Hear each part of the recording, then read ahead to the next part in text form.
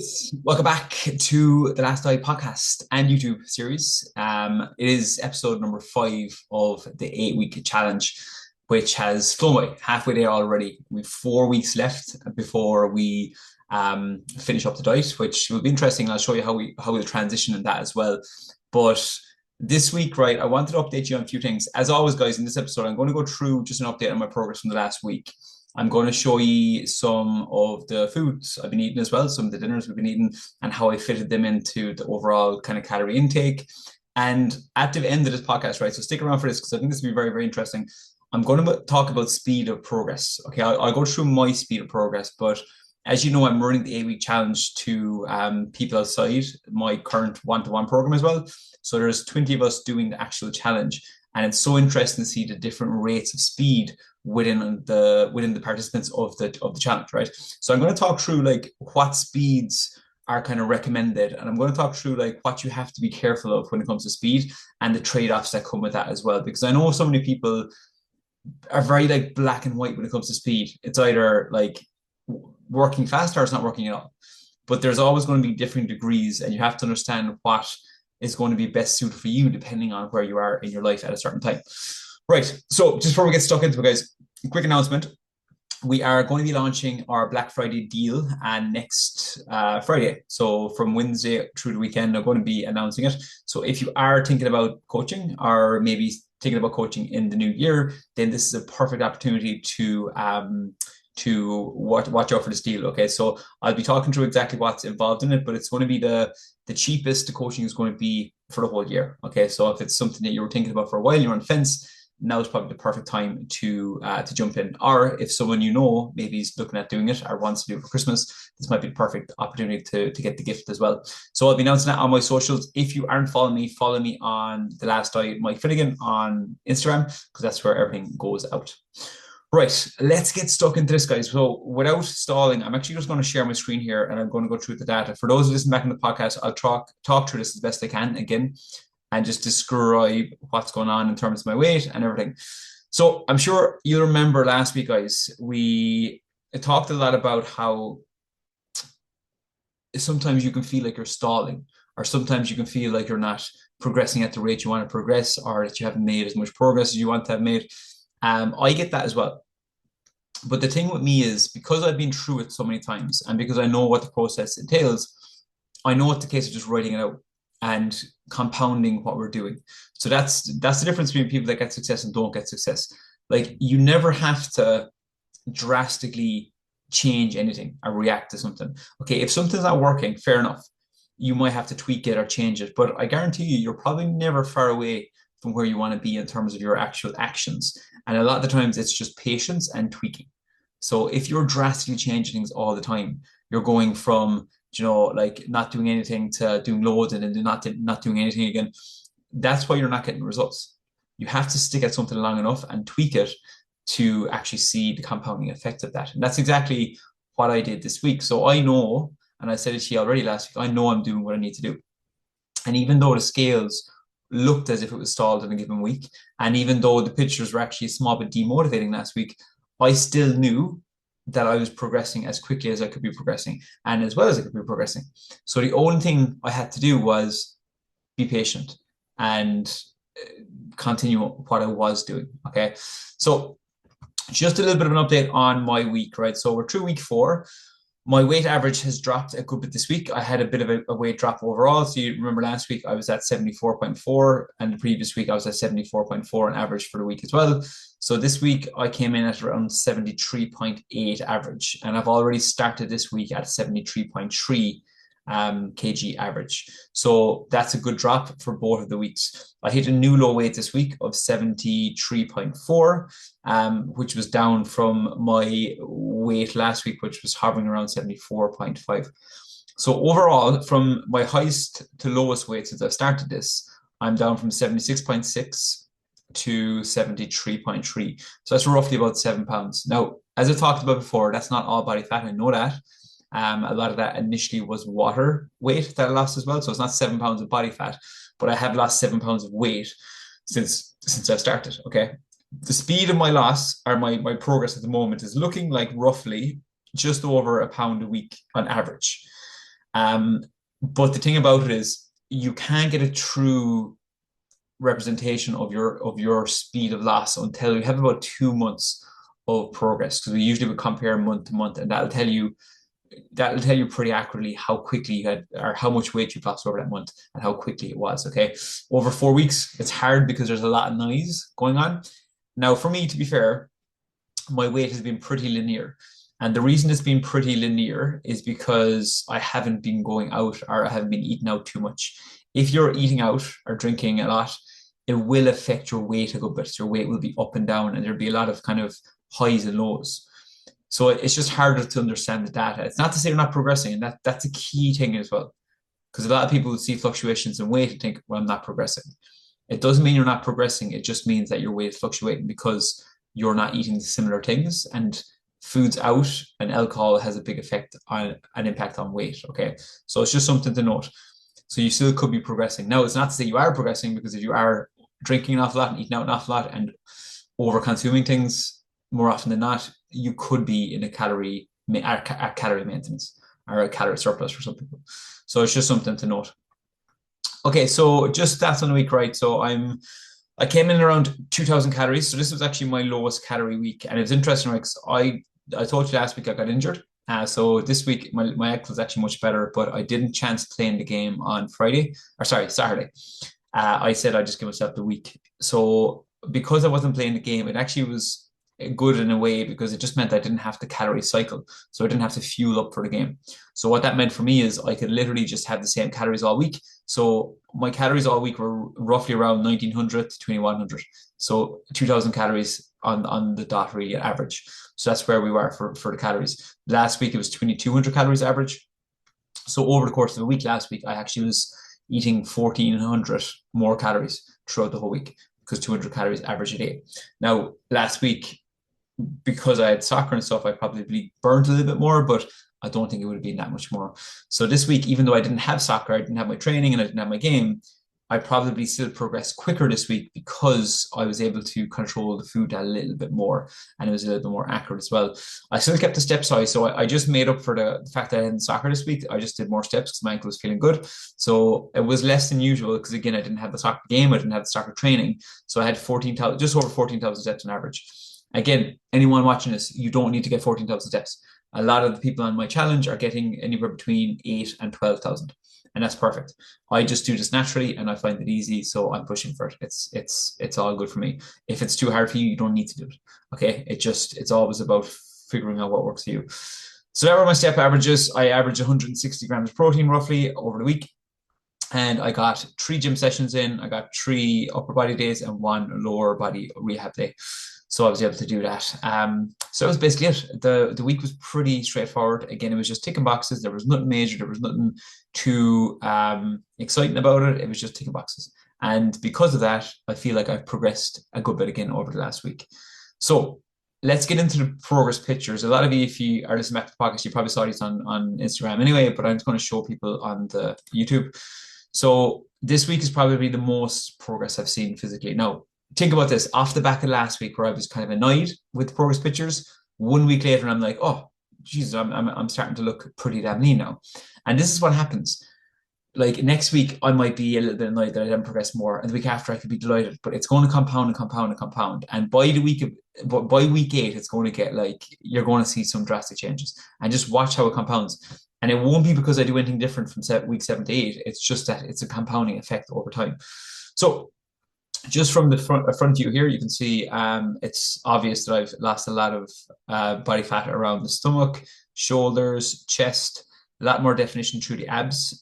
Still have a bit of lower abdomen fat, which comes off last generally. But overall, you can see I've lost a lot of body fat. And just to note, guys, these pictures aren't manipulated. Like I was tensing in the first picture, I was tensing in the second picture. It was under the same lighting, under the exact same conditions. So there's no difference between these pictures, only for the fact that I've lost body fat. It's not that I was pushing up my stomach in this one and pushing it in them ones. There's no point in me doing that. Why would I even bother doing that?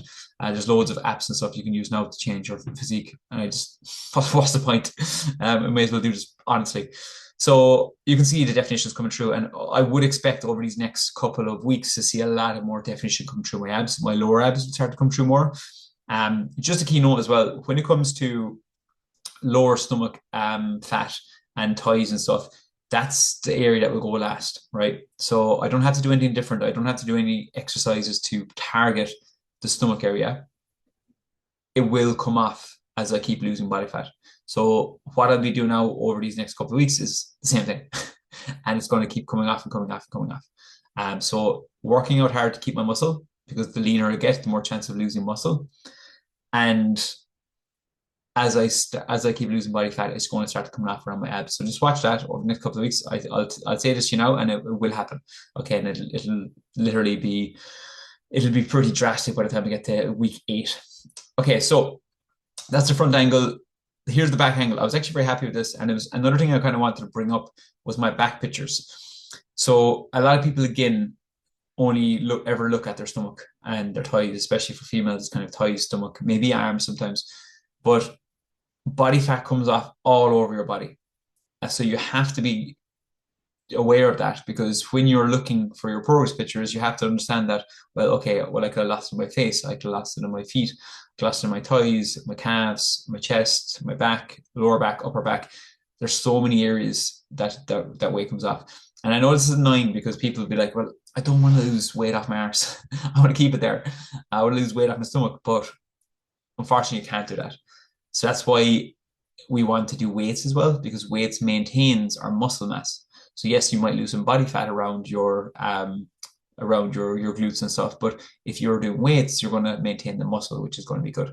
But I was quite happy with my back pictures this week. I can see I'm getting quite lean. You can see the muscles coming through compared to here. Again, same tensing, same lighting. The muscles were coming through a lot more in my back pictures here. In my arms, you can see that they're looking a lot more vascular. So you can see even my triceps here compared to here, you can see the triceps coming through. My lower back fat as well is literally it's changing a good bit. You can see again muscles coming through in the lower back. So overall, I was very happy with my back pictures this week, and shoulders even. So that was a nice one as well, because if you're not taking progress pictures, you're not going to see your back. No one's going to see your back. So like you could be losing weight in your back and no one's going to really see it. So you might think you're not actually progressing, but you just don't know because you can't see your back. And then we have a side picture. Don't see a huge point of difference from the side picture. It's kind of hard to see. You can see probably the abs have come through a bit more, obliques on the side here. You can see my arms maybe a little bit leaner as well, shoulders a little bit leaner, chest striations maybe a small bit, but definitely the stomach has gone in a bit there as well. So it's hard enough to see that one, but overall, pretty happy with the progress pictures this week. It's nice to actually see that now, because over these next couple of weeks, I'm expecting every extra pound now is going to mean a lot when it comes to progress pictures. And that's the thing about it. As you start to get leaner and leaner, it'll all kind of, every extra pound is going to make a big difference. So I'm excited to take you through that. So that's it, guys. That's an update from where I'm at from the week. It was pretty straightforward week. No major issues. Eating pretty well. Hunger was fine. And yeah, overall things have been running pretty smoothly. I actually did check-ins today with the people that are doing the 8-week challenge. We do bi-weekly check-ins, and so many of them are going really, really well. But a big thing I was talking to them today about was the fact that they have to just trust in what they're doing. Because if they don't trust in what they're doing, they're going to be up and down with everything. And the people on the challenge, and to be fair, most of them are going really well. But the people in the challenge that are actually just trusting and ticking boxes are the people that are seeing the progress. We have such a poor relationship with this process that we'll convince ourselves that, oh, it should be going faster. I'm not doing good enough. Is it like, am I doing something wrong? But the reality is you're not. You just need to be patient with it. And as I said, lots of people on the program have been patient with it. I know one girl in particular at the start, her weight actually was kind of lower and then it hiked way up. And for a lot of people, it would have been so triggering that they would have just given up on it, especially because it's not one-to-one coaching. She doesn't have my support all the time. So she had to really trust in what she was doing. And we're 4 weeks in now and she's starting to see huge progress. And she's so happy with herself. Not only that, but she's also feeling better overall, energy-wise. She's more confident and she got a new PB in her 10K. So there's just so much great stuff that goes on outside of the weight loss as well. That's important. That yes, you want the weight loss, but you want to see what the other things, the other great things that are happening as well, whether that be your energy, your mood, or whatever it is. I actually had another girl who said that every week her mood and her energy has been improving. And I said to her, I was like, I guarantee you, your past experiences were the opposite. It was like the approaches that she used were a net negative in terms of her energy, her mood. She was irritable. She was probably had no energy. She was low in mood because she was doing it the wrong way, and it was just too restrictive and aggressive. So when you do it the right way, you should be feeling better overall, which is a nice additive to seeing results as well. Because if you're getting physical results and you're feeling better, like it's a win-win because you want to keep doing it. You don't want to go backwards because it's not just the physical, it's also the mental side of things.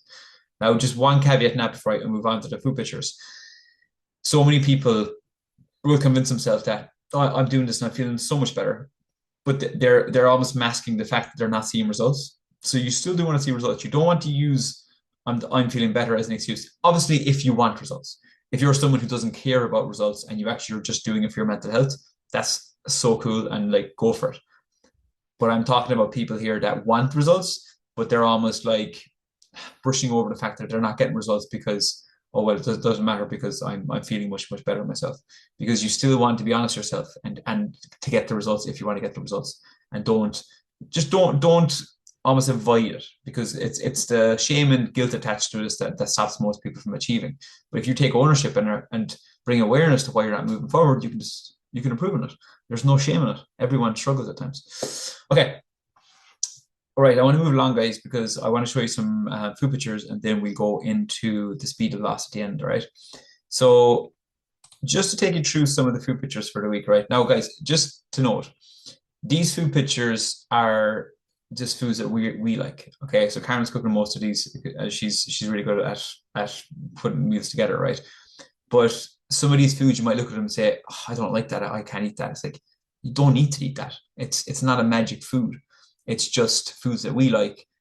They're filling, they're enjoyable, and we're fitting them into our overall calorie intake. Okay. So find the foods that suit you. Find the foods that you enjoy cooking. Find the foods that are easiest for you. You may not enjoy cooking. So maybe you want to find foods that are really boring and you wouldn't put them on Instagram. That's okay as well. So find what suits you. So this was just one of our dinners for the week. We've been basing a lot of our foods around like filling vegetables, but then also enjoying the kind of like toppings and sauce and stuff. So this is like a tuna poke bowl. So we had rice and we had avocado, we had some corn, I think that pickles, and then we had some like fried kind of onions, crispy onions, things there. So this one is hard to kind of see because there's a lot of steam, but this was kind of like a prawn broth, and then we had some like low calorie noodles. We actually found these noodles in an Asian shop here. So they're like tofu noodles. They're like 30 calories for a whole portion, and they're quite similar to noodles. So it's so handy. I don't know if I've actually ever seen them in Ireland, but they're in Canada, they're Vancouver anyway. So anyone that is watching from Vancouver, there are a good shout. I think you can get like you can get different types of noodles. So they're like the fettuccine, or is it fettuccine? Fettuccine?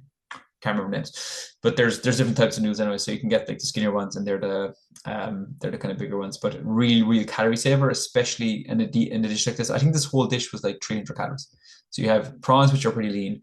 You have the vegetables here that are kind of just garnishes, and then you have the noodles and the broth. And we basically just put in lots of different seasoning and spices. So it was quite nice. We ate that with some chopsticks as well, which slowed down the eating, which was handy. We're just going to fly through a few of these. Now, this was probably the best one, to be honest. So this was like a 4-in-1. So we had seasoned chicken, we had egg fried rice, we had chips, and then we had the peppers. So this whole thing, I think it was like 650 calories. So it was a little bit more, but it was so nice. We'll put some McDonald's curry sauce over that then as well. Again, just like that is like a meal I would have any day of the week. So the fact that we are fitting that in when we're dieting, again, just goes to show that you can fit these meals in. Obviously, it depends on your calories, it depends on how hungry you are. Sometimes you might be better off going for a more filling meal because this is double the other dinner we had, the broth meal we had. But it was quite filling, and you know it's so nice to fit a meal like that in every so often. This was a burger and chips. So basically, again, it was kind of a higher calorie meal, but you can definitely have like a meal like this and fit it in. Just get the leaner burger, get the burger buns running like 140, and then just obviously portioning out your chips. So you're talking probably about 600 to 700 calories for that as well.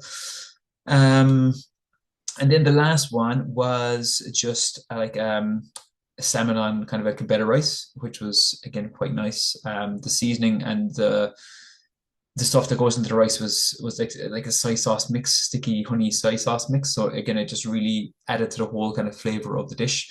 And then it was just again vegetables on the side just to fill it up. Salmon is quite calorie dense food, so I think that thing of salmon there without the actual skin on was like 240 calories. So it is quite high because it's a high in fat, but it's a really healthy food as well. So again, it's one of those that fit it in if you're not like starving, but be careful to like be eating too many high calorie foods that are not filling you as well. Because like the avocado, for example, is another very high calorie food that we have sometimes. And I wouldn't recommend it if you're really, really hungry, but it's week 4 and we're feeling pretty good. So that's it, guys. Just wanted to show you the dinners because I just think it's nice to know again, you don't need to be eating quote unquote diet foods. Like you can have whatever you like. These foods aren't magic. If you didn't like any of them foods, that's cool. Cook your own foods. But the principles don't ever change. You need to hit your calorie targets and you want to fit in food you like, but also that are filling and quite wholesome as well. So fit in stuff that you enjoy, but at the same time, don't make it boring. Just enjoy your food. Right. Guys, that is everything I have for you there on my week. Hopefully it's helpful. And again, I hope it's inspiring you to start your own journey. It's not too late, by the way, even though it's only 4 weeks to the end of this diet. You still have 4 or 5 weeks to get some momentum going. The way I've kind of explained it to people that are doing our challenges, like don't look at it as 8 weeks to get all the results you want. Look at it as 8 weeks to create habits, momentum that you can then just pick back up after Christmas. That's the way I look at it. Okay, so you can start this whenever. So don't be afraid to start it now. Because even if you lose a few pounds and you build some good habits, you'll feel so much better and you'll have so much confidence going into the new year that you could pick it back up. Okay, so let's finish this off, guys, with the speed of loss and the rate of loss. Now, something that is crucial to know, right? I'm doing 8 weeks here. So I've given up a bit more than I usually would. So I dieted earlier in the year and I did it pretty relaxed. We were going out a bit more. I was tracking kind of loosely. I was fitting in like lots of kind of like foods out and stuff. And it was slower than this. But I was very conscious of that. I was conscious that it was going to be slower because I wasn't as I suppose accurate with my tracking, but I wasn't giving up as much. So it's never a case of one speed. It doesn't have to be black or white. It doesn't have to be a case of, right, I'm either all in on this or I'm not doing it at all. There's different levels of speed. Now, just note, it doesn't have to be slow either. Because so people like to take one thing and always go to the other extreme. So it's kind of like, well, I was doing before and it was very fast. It was too extreme. I couldn't stick at it. Therefore, I need to go slow. It's like, no, you don't need to go slow. You need to adjust the speed depending on your lifestyle and your skill set. For me, right now, I don't have kids. I don't have loads of other responsibilities that I need to be, dragged into every week. I also have a lot of skill with this because I've done this so many times in the past. So I can afford to go a little bit faster because my circumstances and my skill set is allowing for that right now. Now, let's just say something happened in my external life. So something happened out of my control and it's caused a bit of an issue. In that circumstance, I don't have to go from, okay, I'm going very fast now, but I need to like stop doing this altogether. Or I don't need to push through and keep going at this speed. I can literally change gears and I can change the speed to whatever I want. It will just mean there's a trade-off to everything. If I'm not being as on it, it means the speed is going to be slower. Therefore, I wouldn't see the results as good within the 8 weeks. So you can see my progress pictures. Now, you might agree with me or not, but that's a lot of progress in a month. Like 7 pounds in a month, and the progress I've seen there physically is a lot in a month. But in order to do that, I had to obviously, again, like there was trade-offs. Like I haven't eaten out as much and I haven't drank, and I've obviously been doing 14,000 steps and I've been training hard and I've been really on top of my calorie intake and we've been planning ahead. So the speed is quicker, but it's taken more effort, right? Because it was 8 weeks, I've allowed for that. But if it was a longer diet and I was like, oh, it's 12 or 14 weeks, I could maybe loosen the reins a small bit. But if I was to loosen the reins a small bit, it might just mean that I'll get there in 14 weeks, but it'll be the same results that I'll get now in 8 weeks, if that makes sense. So there is no specific number that you have to be hitting. And it really kind of gets me when I see people like there's people in the program or the A-Week challenge that have lost as much weight as I've lost. Some of them have lost more than I've lost. And they're still in an era of, oh, I thought the weight would be going on every day, or I thought it might be a bit quicker. We have this misconception about rate of loss and how quick it should be. So someone might look at my progress and might think, that's not very fast. Or, oh, look at my progress pictures. Geez, that's not drastic. But you have to remember you're comparing yourself to something that's either unrealistic or something that's not real. So you might see transformation pictures online and you might think, God, that's drastic in that time. But they're probably fake. Or else they're just totally like changing everything to make it seem like they're more drastic, or just accentuating things, making it look better than it is. That's the power of the internet right now. And the unfortunate thing is we fall for it and then we compare ourselves to it. So you have to understand what's actually realistic. So the speed I'm going at right now is I don't think I can go much faster. Now I haven't given up everything, so maybe I could go a little bit faster.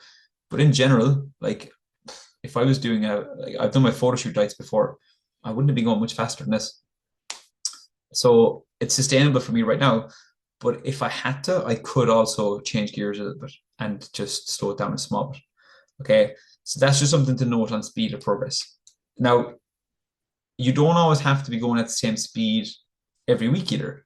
So, for example, the week just gone, I was kind of in flow with things, and it was just a week where I was going faster. So I was taking boxes a little bit easier. A couple of weeks ago, we had a few events on. So I ate out. We had alcohol on one of the nights. And I was also trying to kind of work my soccer performance and stuff in. So that week was probably a bit slower. So it doesn't always have to be the same rate. And I know that's not maybe the answer you want. You might be thinking, no, how much exactly do I need to lose every single week? But there is no answer to that. Like, if you're seeing progress, this is crucial, right? If you're seeing progress, you're in a calorie deficit. So if you want to speed it up, you don't have to do anything drastic. You're already in a calorie deficit. You might just have to tweak things to speed it up a little bit, but you don't have to do anything drastic. So many people think like, I often ask people like, oh, how are you getting on with things? And they're like, yeah, I've lost a few pounds. I'm not doing too bad, but I'm not seeing much change. And it's almost an air of failure. It's like, oh God, I'm doing something wrong. It's like, well, you're not doing something wrong. You're doing a lot right.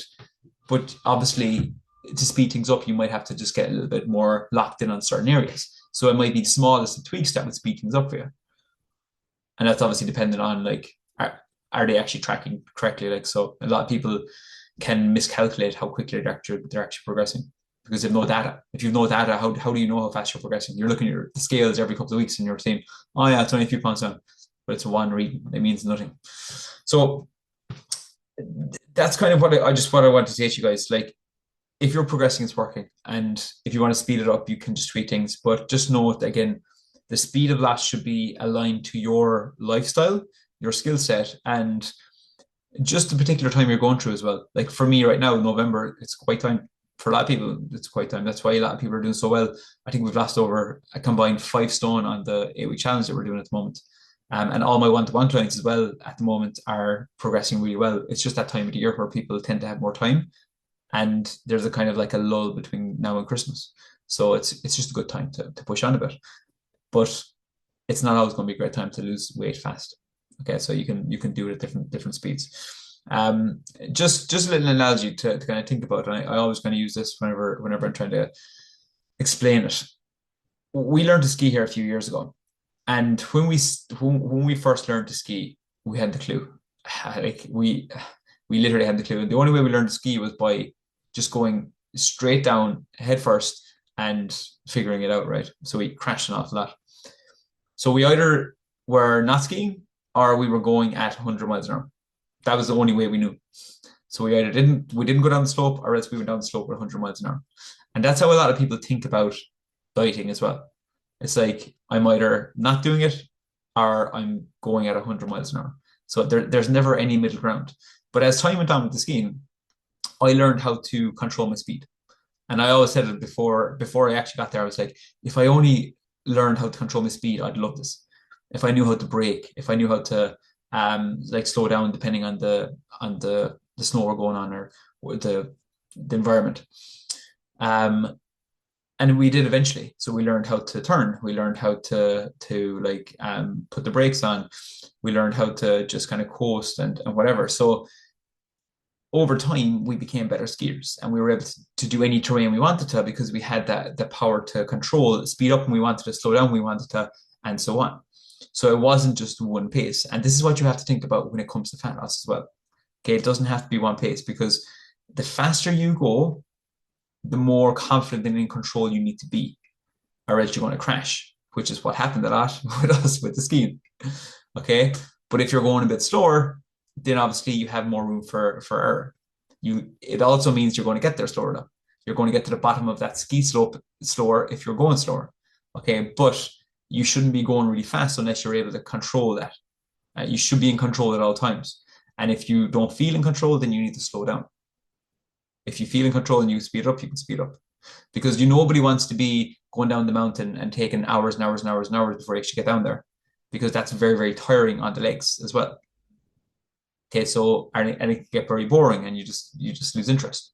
So you want to go at a speed that suits you depending on the circumstances. That's the best way to put it. Right, guys, I'm going to close it down there. Another week down, right? It's going to get very interesting over the next few weeks. Hopefully you're following along. Hopefully it's inspiring you to start your own journey.